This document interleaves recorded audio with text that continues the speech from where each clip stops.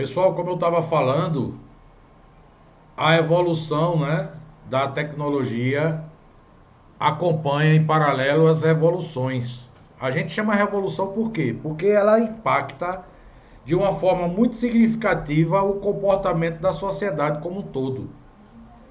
E aí a gente olha só, tem um componente que diz assim: a invenção que mudou o mundo é chamado transistor.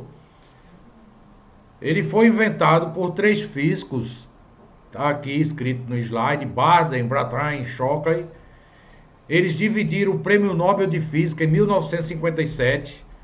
É lógico que a invenção deles não começou com um transistor miniaturizado, era um componente grande, então era inviável, tá? O primeiro computador inventado, o ENIAC, era a válvula.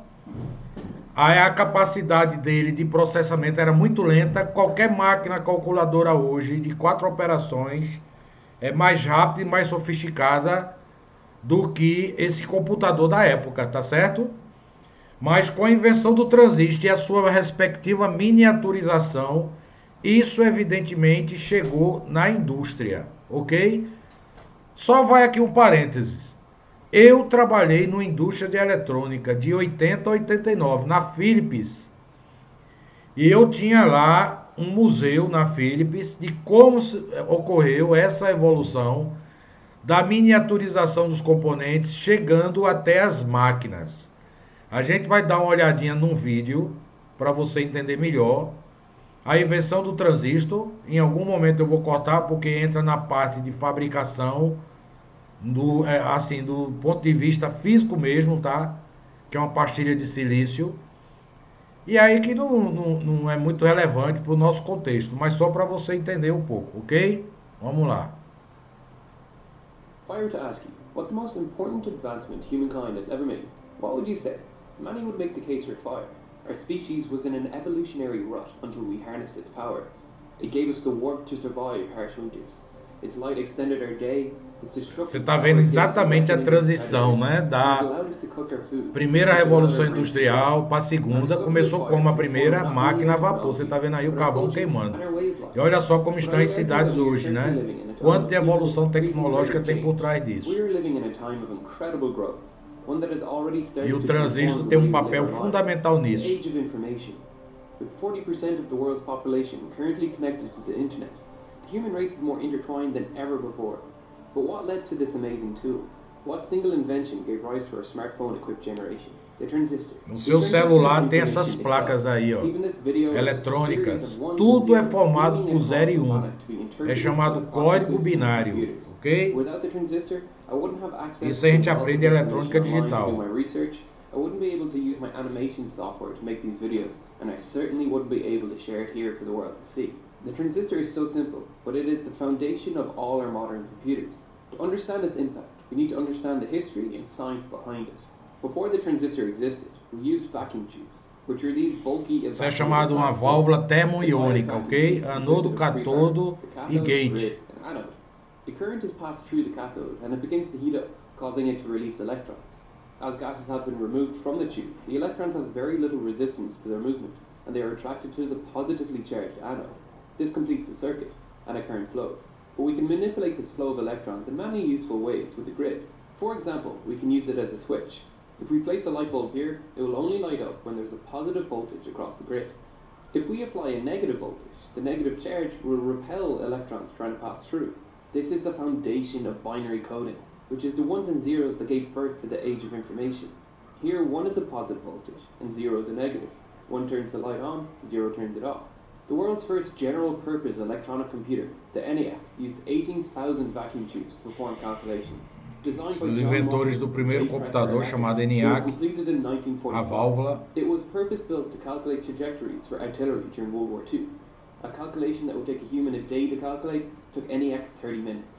But this thing weighed 30 tons and took up an entire room. It was incredibly power-hungry, as the vacuum tube cathodes needed to be heated to work, which also meant that the vacuum tubes burnt out regularly and needed to be replaced. All this to perform a function that your phone basically does with Angry Birds. Today, its computing power could be contained on a silicon chip no larger than a grain of sand, and that's thanks to the transistor. The modern phone has around 2 billion transistors, which perform the exact same job as the vacuum tube, but on the nanoscale. Let's look at how it works. Many of you will recognize the transistor as one Olha a of these, but this is a miniaturização. that you can buy from hobby electronics stores for your DIY projects. The transistors in your CPU are microscopic and are manufactured with Pastilha de incredible precision silício. with machines on Olha a thin wafers of diferença, silicon gente. crystal that are São sliced off pastilha de silicon ingots silício, like this. tá? So what makes Onde silicon você special? That faz a an entire difusão section de of the vários San Francisco Bay componentes area has been nicknamed after the ao material. Vale do Silício. Silicon is a semiconductor, which means its conducting properties can be tailored by introducing impurities to the crystal structure.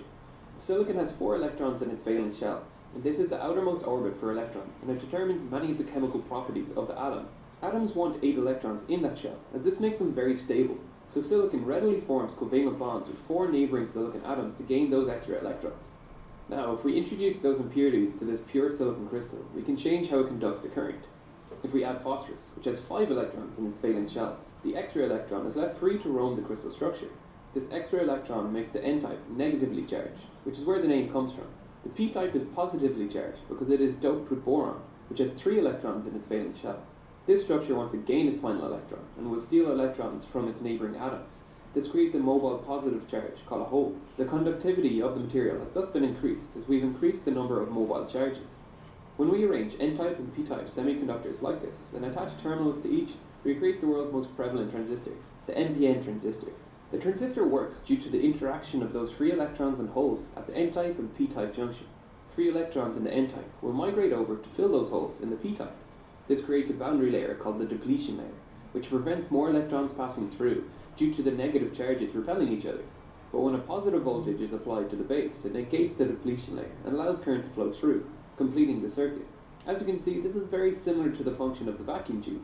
So how exactly does this allow computers to perform all these complex functions that we see today? Let's look at a very basic example. Let's add 2 numbers together. First, we need to learn how numbers are represented in binary. That's the ones and zeros that are used to store data. This is the number 15, which is the largest number you can represent with 4 bits. The first bit represents 1, the next 2, then 4, and finally 8. Added up, that equals 15.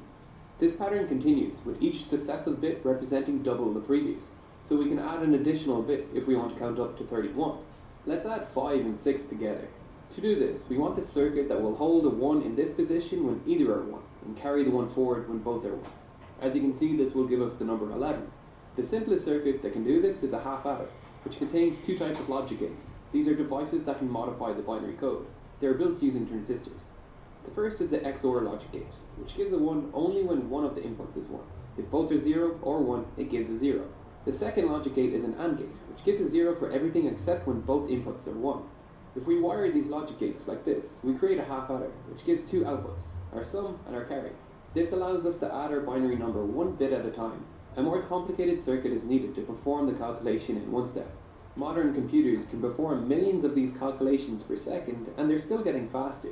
The co-founder of Intel, Gordon E. Moore, noticed a trend in 1965 that the density of transistors on integrated circuits doubles every 2 years. That trend has held until very recently, but it is starting to slow down. One of the reasons for this is the less well-known of Moore's predictions, Moore's second law, or Rock's law, which states that the cost of manufacturing these devices will double every 4 years. Intel made an announcement last year that the rate of advancement was slowing for these reasons, getting more and more difficult for chip manufacturers to shrink their product while maintaining profit. Another problem that transistors are facing is quantum tunneling. As these transistors get smaller, so do the barriers between different sections. The barriers between each section of the transistor are getting so thin that electrons can pass right through them. With no definitive successor to the silicon transistor lined up, this incredible period of growth over the last 50 years could plateau in the near future. Some want to harness quantum mechanics to perform calculations faster than any transistor ever could. Others want to decentralize computing power and create the so-called Internet of Things. Intel have said themselves that they plan to shift their focus from increases in speed to decreases in power consumption. One thing is for sure, the computer industry will have to redefine itself. Então, gente, vocês viram aí um filmezinho sobre a evolução da eletrônica, chegando no transistor, chegando na integração em larga escala. Não é escopo deste curso dar um curso de eletrônica, mas foi apenas para você entender como se deu a revolução industrial, categorizada como sendo a terceira. Foi o quê? Foi a redução dos componentes eletrônicos. Vocês viram como se faz um transistor. Uma das minhas formações é eletrônica. Então isso a gente faz numa pastilha de um semicondutor chamado silício. Qual foi o grande boom da terceira revolução industrial? Foi a miniaturização do transistor. Evidentemente que quando ele foi inventado, ele não era pequeno o suficiente para equipar máquinas e equipamentos. Então essa terceira revolução industrial, ela veio em passos.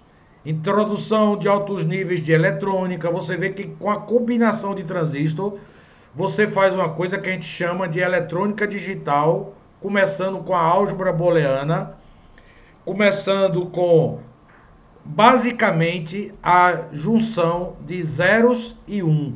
A gente pode resumir isso de algumas formas. Zero é aberto, um é fechado. Zero é desligado, um é ligado. Pensa numa lâmpada. A lâmpada desligada representa o número zero. A lâmpada ligada representa o número um.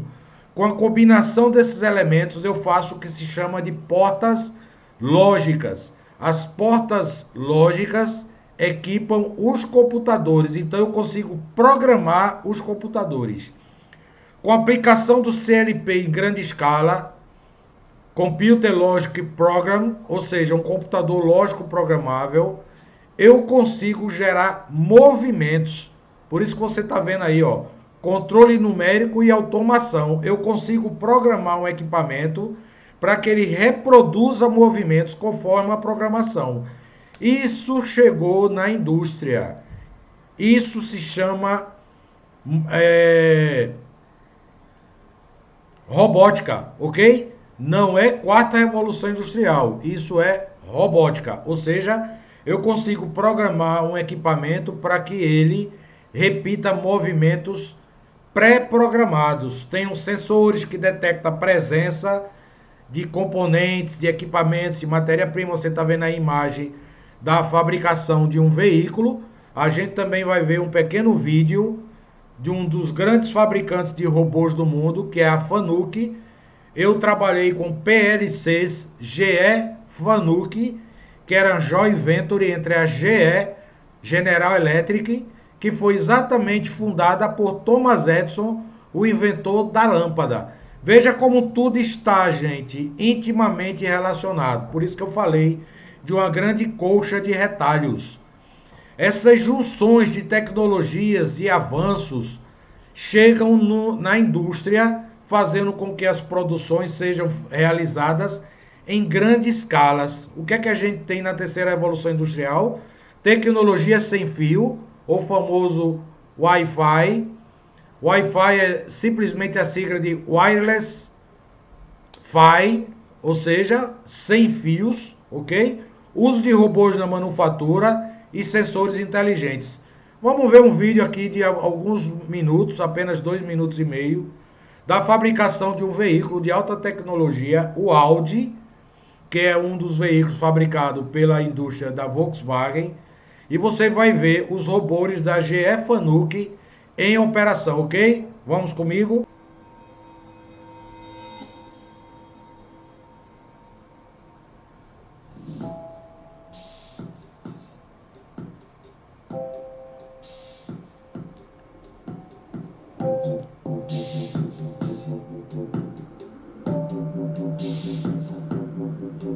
FANUC robots and factory automation solutions have been facilitating industrial production for over 60 years. FANUC is present in 120 countries, including Hungary, assisting key sectors like the automotive industry, for example at the Audi Hungaria Motor Limited factory in Győr, where they are developing and manufacturing cars for the Audi AG and the Volkswagen Group.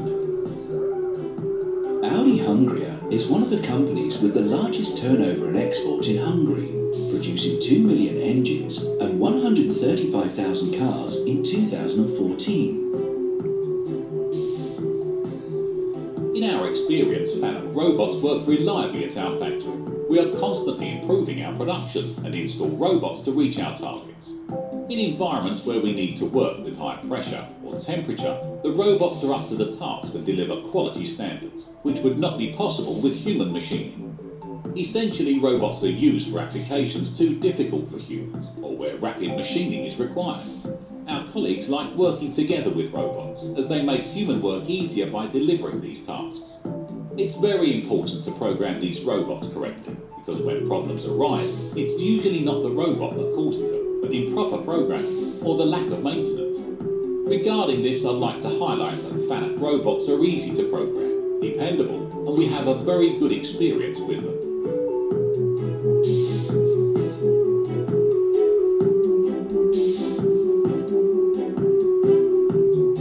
Então, gente, gostaram aí do vídeo?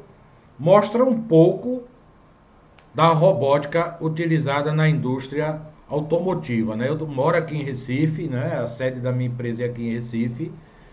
E a gente forma vários engenheiros do polo automotivo da Jeep, que fica aqui na cidade próxima de Recife, Goiânia. E lá tem 16 fornecedores, a gente chama de polo industrial da Jeep, ou FCA, que é a Fiat Chrysler Automotive, Fiat Chrysler Automotive. Então, esses fornecedores da Jeep também trabalham com alto nível de tecnologia. E aí você vê o seguinte, a gente ainda não pode dizer que isso é quarta revolução industrial. Você ainda tem um componente chave que faz a diferença entre a terceira e a quarta revolução industrial. Sabe qual é? A inteligência artificial. É isso que eu quero falar para você no próximo tópico, que é exatamente a quarta revolução industrial. Vamos ver, gente? Vamos dar uma olhada na quarta revolução industrial, com toda essa tecnologia. Veja que a gente falou da primeira revolução industrial, que foi a saída do homem do campo para as cidades, a invenção da máquina a vapor por James Watt, a ampliação das linhas férreas, fazendo com que as cidades... Quando a gente fala se aproximar, não é em termos de distância, é porque quando você diminui o tempo de transporte entre uma cidade e outra, você diminui, né, essas distâncias, porque você consegue trafegar mais rápido. Depois nós temos a segunda revolução industrial, que foi a exploração do petróleo, tá? O petróleo existe desde a história do homem, só que ele não tinha uma utilização comercial, industrial. A partir da segunda revolução industrial, ele veio a se transformar num combustível que gerava movimento, que a gente chama de motores a combustão interna, ok? A eletricidade, a utilização do aço, a miniaturização dos motores, a indústria aviônica, tudo isso veio dentro desta trama, desta cadeia, dessa teia, que a gente chama segunda revolução industrial. Chegando na terceira, tem essa data porque não foi a data da invenção do transistor, foi a data que caracterizou a miniaturização dos componentes na indústria, ok? Por isso que se chama de terceira revolução industrial, evoluindo com os computadores, chegando na automação industrial, até a quarta revolução industrial, caracterizada a partir de 2012. É o que a gente vai ver neste tópico agora, ok? Você está comigo, gente? Me acompanhe que a gente vai ver agora a quarta revolução industrial, que ela apenas está começando. Este vídeo foi gravado em 2020. Temos apenas 8 anos disso que nós chamamos de quarta revolução industrial ou indústria 4.0. Ela tem características, tem tecnologias que a demonstram como sendo uma transição entre a terceira e a quarta. Vamos comigo?